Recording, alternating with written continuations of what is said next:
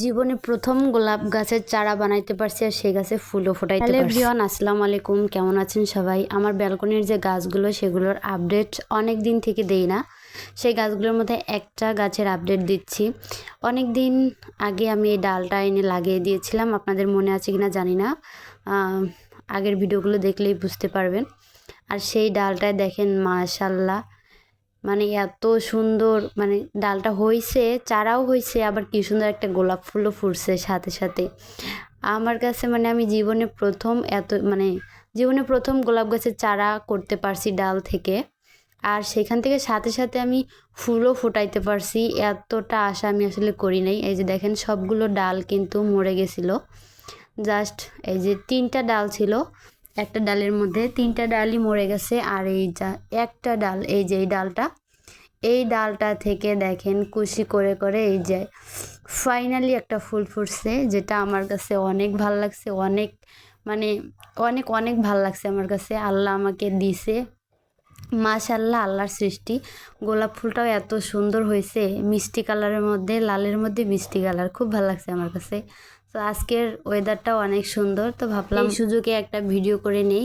এটা আসলে কলি যখন আসছিল তখন ভিডিও করা হয়নি, মানে সময় হয়ে ওঠে নাই, যার কারণে। তো আর পুরো বাগানের আপডেটটা আমি আপনাদেরকে দেবো ইনশাল্লাহ খুব তাড়াতাড়ি। আর এই যে দেখেন আজকে আমি শুধু এই গাছটা নিয়েই কথা বলতে চাই। আল্লাহর দান আসলে অনেক সুন্দর। ফুলটা কিন্তু হেভি সুন্দর, দেখেন লালের মধ্যে মিষ্টি কালার, আমার কাছে খুব ভালো লাগছে। আর এই যে বই পড়তেছিলাম, তো তখনই আর কি ভিডিওটা করা। এখানে বসে পড়তেছিলাম আমি, তো হঠাৎ করে তারপরে এইখানে চোখ গেল ফুলের মধ্যে। তারপরে দেখি এই যে পুরা ফুলটা ফুটে গেছে। আর এই ফুলটা কিন্তু দেখা যাইতেছে মিষ্টি কালার, সম্ভবত মিষ্টি কালার না, কারণ এই যে এই পাশে দেখেন একদম লাল টুকটুকে। এই পাশের পাপড়িগুলো, এই যে সব পাপড়িগুলো লাল টুকটুকে।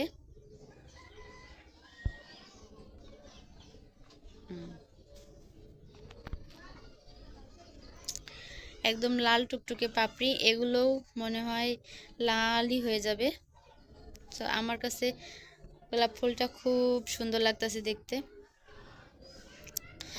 সো আর আমার এই ফুল গাছগুলো তো কোয়ালিটি একদমই খারাপ হয়ে গেছে, মানে এগুলো সব আর হবে না, মনে হয় মরে যাবে। কারণ যা দেখতেছি কলি আসে না একটাতেও, তারপরে হচ্ছে গাছগুলো সব মরে যাইতেছে, এই যে সাদা সাদা ফাঙ্গাস হয়ে। বাট এই ফাঙ্গাসগুলা দূর করার অনেক চেষ্টা করলাম, পারলাম না। আর এই যে আমার সে আদা গাছ, সেই ছোট্ট আদা গাছ, তাই না? সেই ছোট্ট কাল থেকে এই আদা গাছটা দেখতেছেন আপনারা।